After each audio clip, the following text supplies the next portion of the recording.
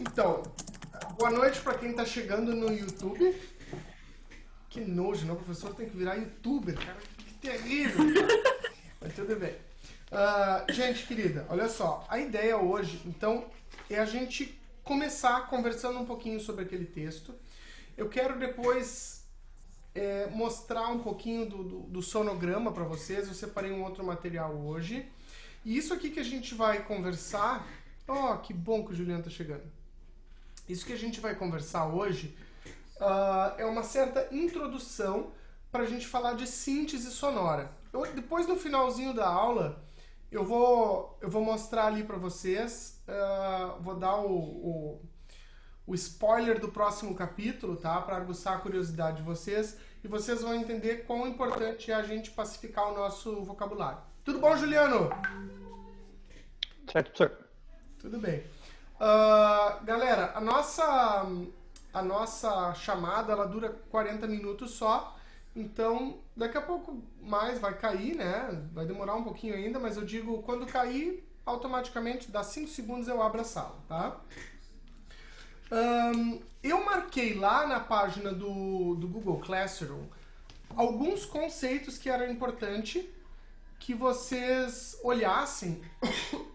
A Duda tá entrando 2 vezes ali, ó, de corpo e alma. Uma conexão é só pro espírito. Ai, agora deu Wi-Fi. Isso. Agora foi. Então, assim, ó, esses conceitos que eu marquei lá na página do Google Classroom, eu pediria a gentileza, porque eu tô enxergando vocês aqui, se alguém conseguisse abrir no computador, no Google Classroom ali, pra gente não deixar de falar de nenhum deles. Né? A ideia é que vocês então tivessem lido esse texto para a gente poder conversar em cima dele, tá? Eu sempre vou estar passando, ou várias vezes pelo menos, eu vou estar passando algum texto introdutório para que a gente não chegue verde, tá? Vocês viram que a primeira temática que a gente falou ali, que tem nesse texto, era sobre as propriedades do som. E não é aquele mesmo tipo de propriedade que a gente vê na teoria musical, né? De altura, duração, timbre e intensidade, né? Ali é um pouquinho diferente porque a gente está falando de parâmetros, né, sonoros que a gente vai estar manipulando nos processos depois de síntese sonora. Então, quem consegue me definir o que é ciclo? Ciclo ou frequência que está junto a esses conceitos?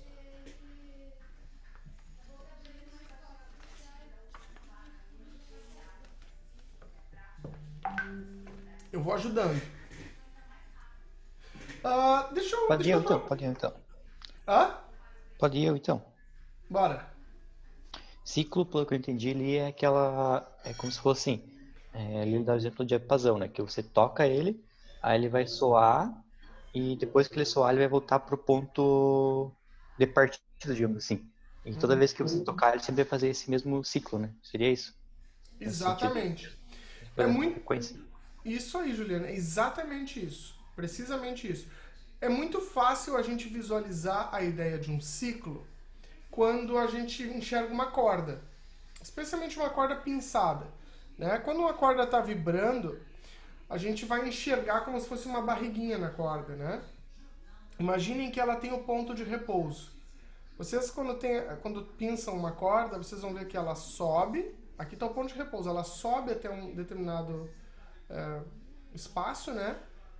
Ela volta para o ponto de repouso e desce até um determinado espaço e volta de novo ao ponto de repouso.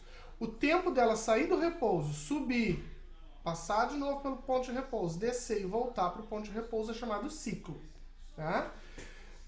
Esses ciclos ali, vocês viram, a gente mede em hertz, né? A quantidade de ciclos que acontecem por segundo, tá? Então a medida de tempo é segundo, né? Vai nos dizer a frequência de uma determinada nota. Qual é a frequência, por exemplo, do Lá, que nós temos no diapasão? 440. 440. Tá? Então ele é uma medida universal, né?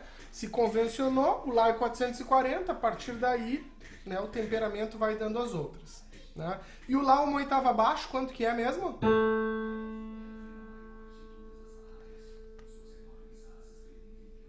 220. 220. Sempre relações de dobro, né? Ok. Uma coisa muito interessante que a gente tem que pensar isso, como que a gente vai pensar digitalmente esse processo, né? Esse som deste ciclo, em si, um ciclo, ou seja, esse tempo, né, entre o repouso, a oscilação e o repouso de novo, a gente chama de senoide, né, que é o próximo conceito que vocês viram ali no livro. O senoide, né, lá no textinho vocês têm, eu poderia até espelhar ali, mas aqui tá fácil de mostrar. Então reparem que aquela linha que está cortando as ondas, ela representaria o ponto de repouso, por exemplo, de uma corda, né?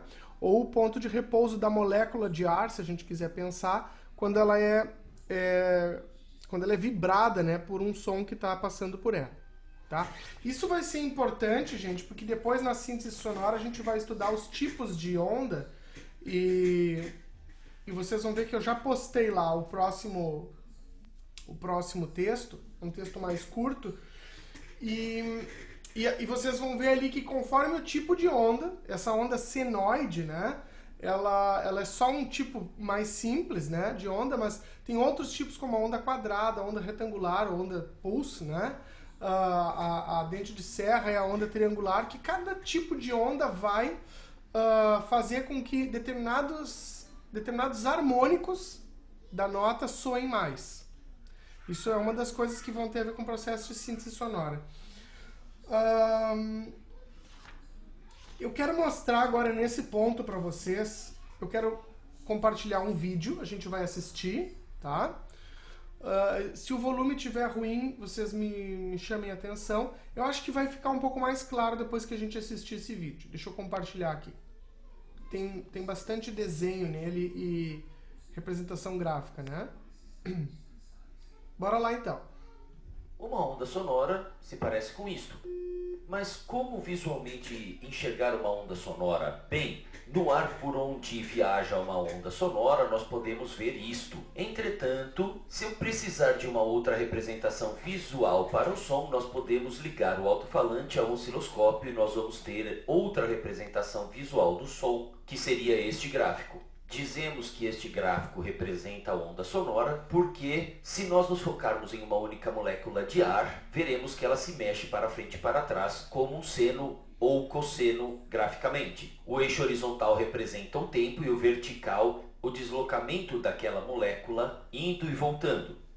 A linha central representa a posição de equilíbrio de uma molécula que não sofreu perturbação nesta situação. Aumentando a intensidade do som, nós vemos as oscilações ficarem mais compridas e o som mais forte. O deslocamento máximo da molécula a partir da sua posição de equilíbrio é chamado de amplitude. Cuidado, amplitude não é o comprimento do deslocamento total, é somente o deslocamento máximo medido a partir da posição de equilíbrio. Outra ideia-chave é o período de uma onda sonora. O período é definido como o tempo que uma molécula leva para completar o movimento total de ir e voltar, ou seja, o movimento completo de um ciclo. Nós medimos o período em segundos, então o período é o número de segundos que uma molécula precisa para completar um ciclo. Usamos a letra T maiúscula para representar o período. Se diminuímos o período, o tempo que uma molécula leva para oscilar indo e voltando diminui, e note que as características do som são alteradas. Com menos tempo de oscilação, nós notamos uma nota mais alta no som. E uma ideia intimamente relacionada ao período é chamada de frequência. A frequência é definida como 1 sobre o período. Então, já que o período é o número de segundos por oscilação, a frequência é o número de oscilações por segundo. A unidade de medida de frequência é 1 sobre segundo, conhecida como Hertz. Ondas sonoras audíveis estão normalmente na faixa entre centenas de Hertz e milhares de Hertz. Por exemplo, nota A é uma nota que faz com que a molécula de ar percorra o ciclo 440 vezes por segundo, ou seja, a sua frequência de 440 Hz. Notas mais altas têm frequências mais altas, notas mais baixas, frequências mais baixas. Os humanos conseguem ouvir frequências mínimas em torno de 20 Hz e máximas em torno de 20.000 Hz, mas se o alto-falante for capaz de vibrar em frequências maiores que 20.000 Hz, nós não ouviríamos, mas um cachorro, por exemplo, seria capaz de ouvi-la. Os cachorros podem ouvir frequências até em torno de 40.000 Hz.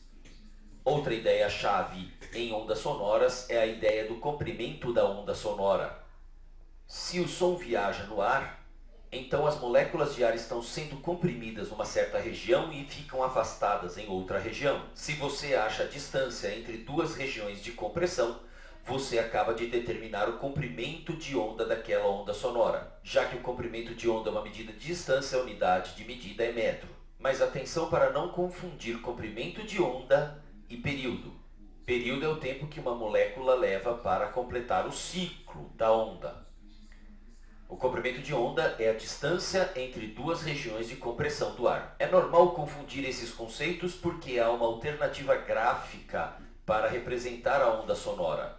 Veja isto. Antes da onda movimentar o ar, cada molécula de ar tem uma posição de equilíbrio a uma certa distância do alto-falante que podemos medir em metros. Este número representa a posição de equilíbrio de uma molécula que ainda não foi perturbada pela onda.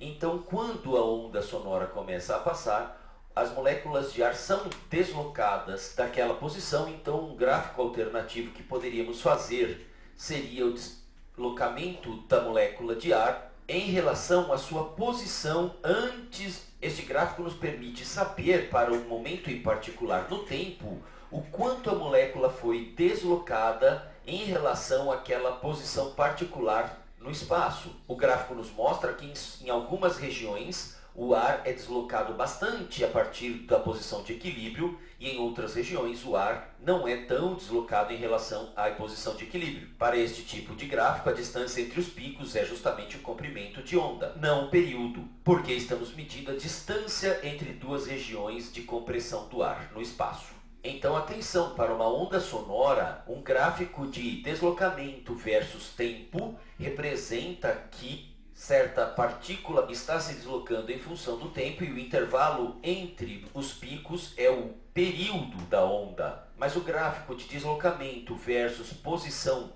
de equilíbrio representa uma foto do deslocamento de todas as moléculas de ar daquela onda em relação à posição de equilíbrio, e nesse tipo de gráfico a distância entre dois picos representa o comprimento de onda. Até o próximo vídeo. Ok. A parte do comprimento de onda, eu imagino que seja um pouquinho mais nebuloso, ele vai um pouco além. Nós não vamos trabalhar com comprimento de onda, tá? Nós não vamos trabalhar com esse parâmetro, mas nós vamos trabalhar muito com esse parâmetro da frequência, tá? Especialmente por causa do nosso próximo conceito, que é o de som puro. O que seria um som puro, gente?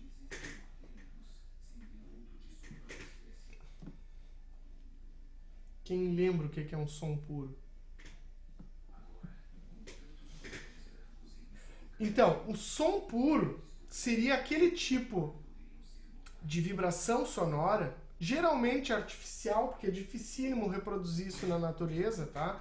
Um instrumento que tem uma característica de timbre um pouco mais parecida com a ideia do som puro seria a flauta doce, né? Que é um instrumento que tem pouquíssimos harmônicos. Mas um som puro seria aquele som onde só há fundamental sem harmônicos, né? Vocês lembram que é justamente aquele que equivale à representação da senoide. Então, se nós pudéssemos representar um som puro de uma única fundamental, ela seria aquela senoide perfeita. Vocês vão ver que quando a gente fala do som da flauta, se a gente pudesse observar o som da flauta num sonograma, que é o gráfico, né? Esse gráfico que tem a ver, que é o eixo Y aqui, né? Seria a amplitude, ou volume do som, com a questão do tempo, né? Então, se a gente pudesse observar o som de uma flauta, nós perceberíamos que a flauta tem um som muito senoidal, ou seja, que ela emite poucos harmônicos. Manda um beijo. Manda um beijo. Tem aula agora. Break, break.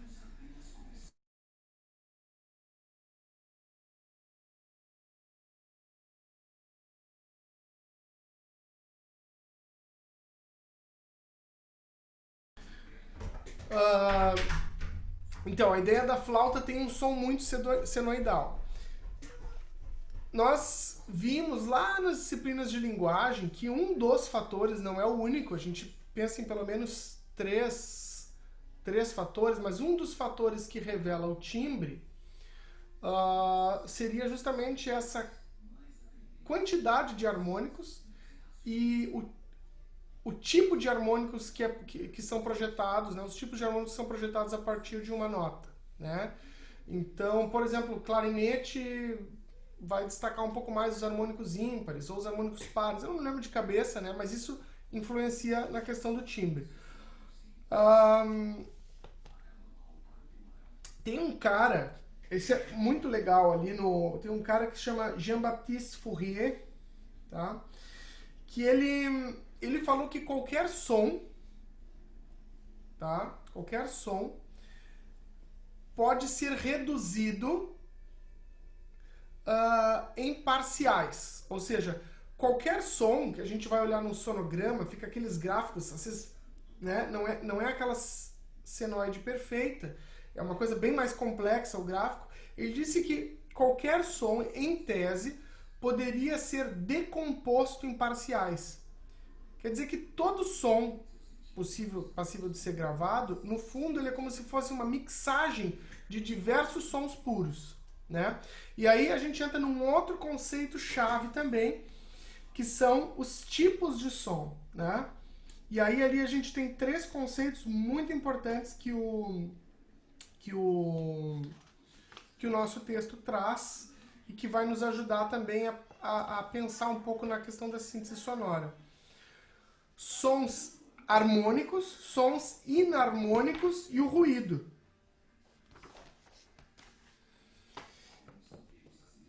Então, aqui tem uma noção muito interessante.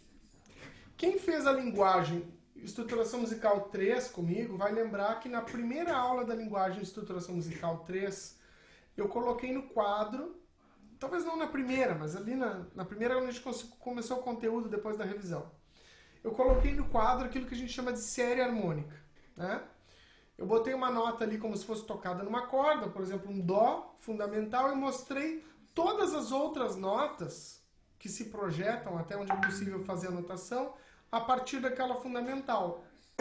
E a gente viu basicamente, se a gente pensar numa corda, que a fundamental seria o som da corda inteira, depois o som da metade da corda que também vibra a partir daquele nó que tem no meio da corda seria a oitava, o som de 1/3 da corda seria a quinta, o som de 1/4 da corda seria a 15ª ou a segunda oitava, né? O som depois, e assim vai, aí depois vem a terça, né? E por aí vai, a sétima, até lá a gente chegar no nível dos microtons. E aqui é muito interessante, porque essa é justamente, gente, a definição de um som harmônico. A Caroline caiu lá da chamada. O som harmônico vai ser justamente aquele tipo de som onde, quando a gente analisa o espectro dos sons que estão compondo, ou seja, as parciais que estão compondo aquela onda, a gente vai ver que as parciais que compõem aquela onda são múltiplos da fundamental. Ou seja, eu tenho a fundamental, eu vou ter um outro som puro, que seria o dobro da frequência da fundamental, um que seria o triplo, o quádruplo, o quíntuplo, o sextuplo e assim por diante. Essa é a característica de um som harmônico, que é o som produzido por 99% dos nossos instrumentos musicais, tá? A exceção aí desse pessoal da música contemporânea, que bota liquidificador para fazer som em banda, né? Que tem essas coisas malucas assim. Via de regra, então, os sons dos instrumentos que a gente conhece são sons harmônicos.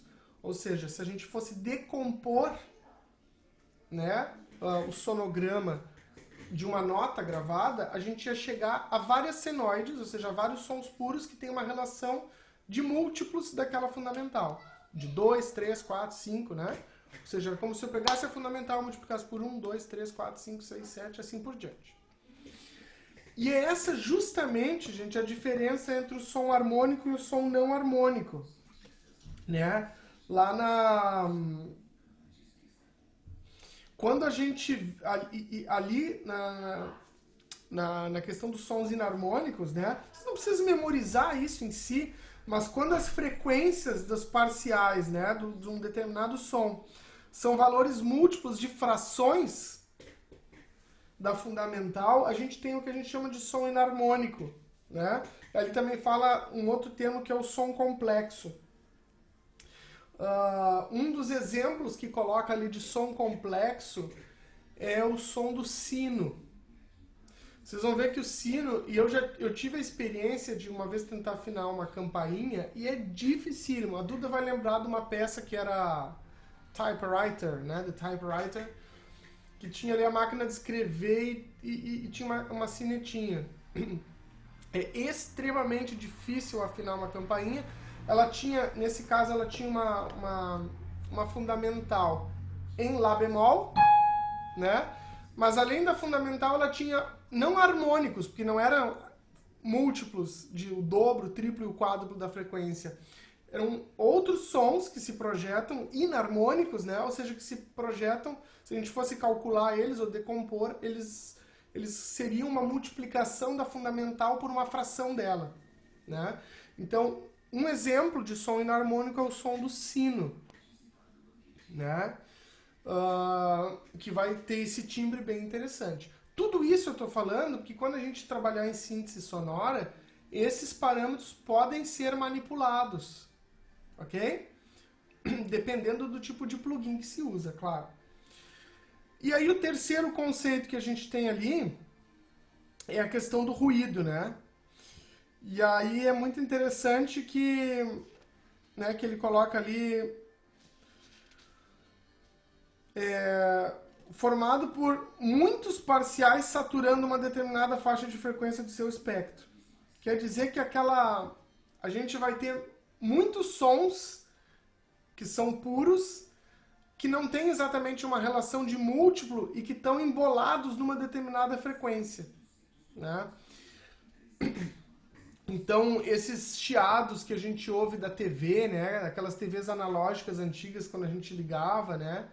Aquilo ali a gente poderia decompor em som puro, segundo Heinrich, né? Ali esse teórico lá do século XVIII. Mas, aliás, Jean-Baptiste Fourier, perdão. Só que a gente não chegaria nem numa relação de múltiplo e nem de múltiplo de fração. Então, realmente é um ruído. Tem um resumo na página 17 que eu acho muito importante que vocês, então, disso que a gente falou, né? Disso que a gente falou até aqui, que se vocês souberem aquele resuminho, eu até fiz uma chave, fica muito fácil da gente entender os plugins que a gente vai mexer depois. Número 1, ele fala ali, o som puro constituído por apenas uma senoide, né? Por isso ela não é um espectro, ela não tem um espectro, ela não é várias senoides que se misturam, é um único senoide, né? Aí o som composto ou harmônico constituído de parciais cujas frequências são valores múltiplos de números inteiros. O que eu disse, 1, 2, 3, pega a fundamental, multiplica por 1, 2, 3, 4, 5, essa vai dar a frequência dos harmônicos do som. O som complexo, né, ou inarmônico, então é múltiplos de fração da frequência da fundamental, exemplo, o som do sino, e o ruído, então, que é a saturação de uma determinada banda, a gente chama isso de banda, né?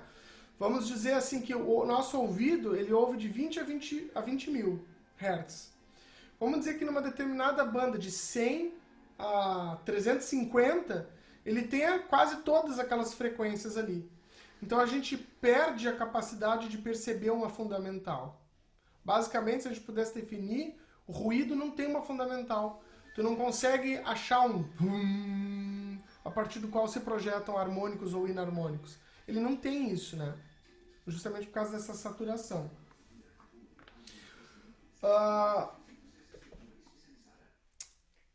Última coisa que eu acho que é importante, ou penúltima talvez, antes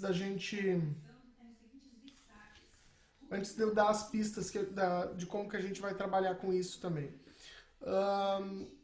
Uma outra questão que ajuda a constituir o timbre, além da projeção desses harmônicos, né? Ali fala em regiões formânticas e qual é o outro conceito?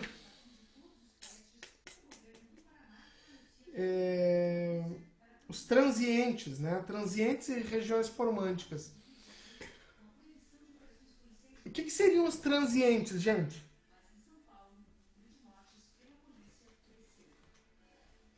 Isso é legal a gente falar, porque depois quando a gente falar dos envelopes de som, do ADSR, que a gente vai falar na aula que vem, esses transientes vão ser importantes para a gente pensar num conceito que chama de ataque desse ADSR. O transiente, então, seria... Aqui a gente está pensando que o timbre é composto de 3, segundo essa teoria aqui, tá? O timbre seria composto por 3 fatores. Um deles é a forma como se projetam os harmônicos, que a gente olhou ali, tá? Ou inarmônicos, no caso. A segunda questão seriam esses transientes. O que seria o transiente? É aquele som geralmente associado ao início ou ao ataque, como a gente diz no inglês, né?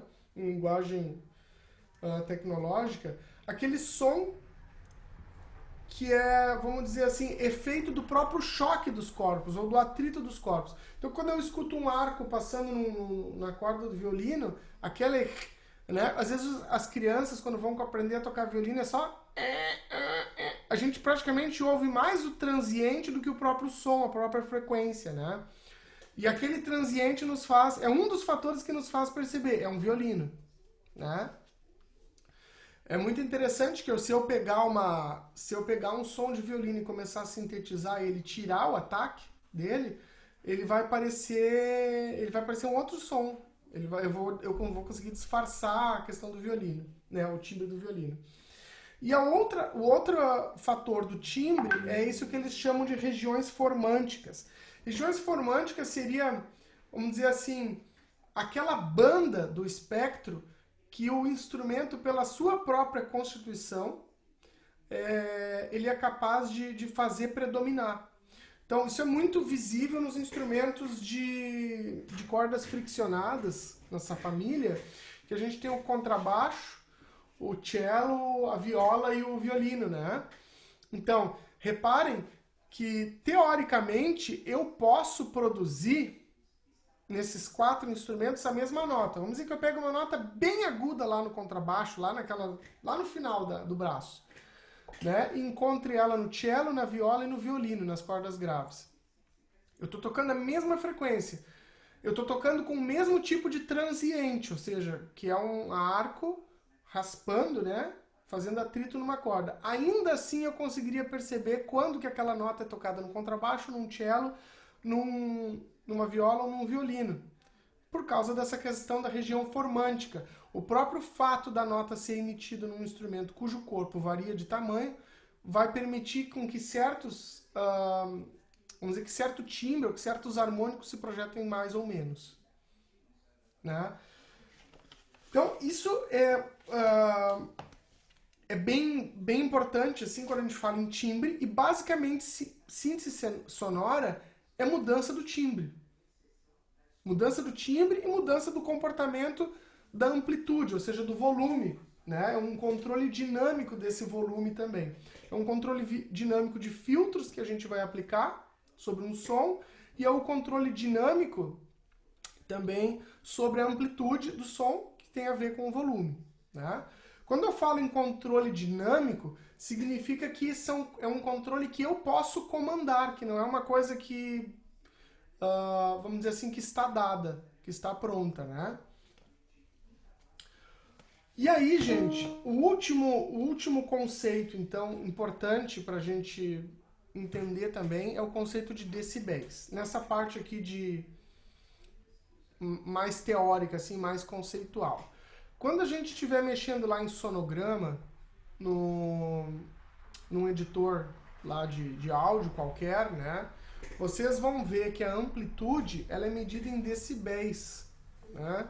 Porque a medida ordinária, vamos dizer assim, que seria o watt acústico, ele é um número gigantesco, né? O watt acústico, que é a menor medida que a gente percebe de diferença de intensidade, de amplitude, ela é uma medida que se a gente fosse usar ela, a gente estaria na casa lá do, sei lá, bilhão, trilhão, né? Então tem esse, vamos dizer, esse sistema do decibel é um algoritmo que eles, um logaritmo, eu acho que eles criaram ali, não é um algoritmo, um logaritmo que eles criaram para representar esse número muito grande de uma forma um pouco mais simplificada para a gente, tá? E ele vai ter um valor positivo ou negativo, né? Então, depois a gente vai poder ver isso com mais calma quando eu abrir um sonograma para a gente trabalhar. Especialmente quando a gente for trabalhar um processo de masterização que a gente chama de normalização, que é quando a gente vai pegar, por exemplo, depois eu vou mostrar como fazer, só estou citando agora. Vamos dizer que eu gravei... A Carol lá gravou uma parte de violino e a Duda fez outra e a outra Carol com K fez uma parte de sax e o Juliano tocou violão.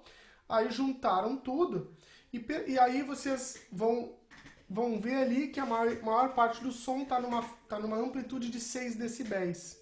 E aí quando vocês colocam para reproduzir um som doméstico, vocês vão ver que ele parece baixinho em relação ao som que vocês têm de outros arquivos de áudio do CD. Aí como resolver esse problema que está baixinho, sem ser com o volume, né, do próprio som? Então é um processo que a gente chama de normalização, né, que a gente pode fazer de uma forma mais simples, né? A normalização mais simples seria eu pegar a maior amplitude que eu tenho na música, vamos dizer que eu tenho um sonograma, a onda que vai mais alta ali, eu posso dizer para o meu programa fazer assim, ó, aumenta tudo que for possível o volume. Esse é um processo que a gente chama de normalize, né? Normalização, se fosse numa tradução podre aí, né? Mas eu posso dizer para ele, então, que ele vai considerar a maior amplitude, ou seja, o meu pico da gravação, e ele vai subir todo o volume da música proporcionalmente até o ponto em que aquele pico mais alto não vai estourar, não vai dar um clip, né? Não vai passar lá dos 12 decibéis. Então, ou aí se eu perceber, às vezes eu tenho desproporcionalmente, depois eu vou mostrar isso para vocês, eu tenho uma faixa de áudio que ela tá toda baixinha, mas tem um momento só lá na música que eu tinha um fortíssimo e aí criou uma onda super alta ali, com amplitude muito alta. Aí eu vou usar um normalize e aí ele vai subir só um pouquinho porque aquela onda que era muito alta já encosta no limite e acaba não dando tanto efeito. Aí, nesse tipo de situação, a gente vai ter oportunidade de aprender também. Eu vou primeiro achatar o meu som através de um limitador, né, um hard limiter, que é uma espécie de compressor pós-gravação. E aí depois que eu achatei as potências máximas, eu faço ela expandir, aí eu consigo uma amplitude maior geral, guardando uma certa noção de dinâmicas. Gente, eu sei que são muitas coisas, isso vai ficando mais claro à medida que a gente for vendo na prática, tá? Tá faltando 2 minutos para terminar aqui. Eu acho que dos conceitos que a gente falou, esse é o mais importante, esse último, né, da questão dos decibéis, para a gente falar ainda de amplitude de onda, né? Então ele fala, depois vocês podem dar uma olhada lá do Alexander Graham Bell, né? Então, que foi o cara que transformou essa medida de watt acústico em decibéis, né? Aí tem a ver com esse prefixo, né? De uma 10ª parte, né? E o Bell que vem do Graham Bell, né? Eu vou desligar aqui agora e ligo de novo só pra gente fazer o spoiler da nossa próxima aula, onde a gente vai pegar a coisa um pouco mais na prática, mexer numa coisa mais complicada para vocês verem esses conceitos, tá? tô encerrando. Um minuto não, 5 segundos eu abro de novo.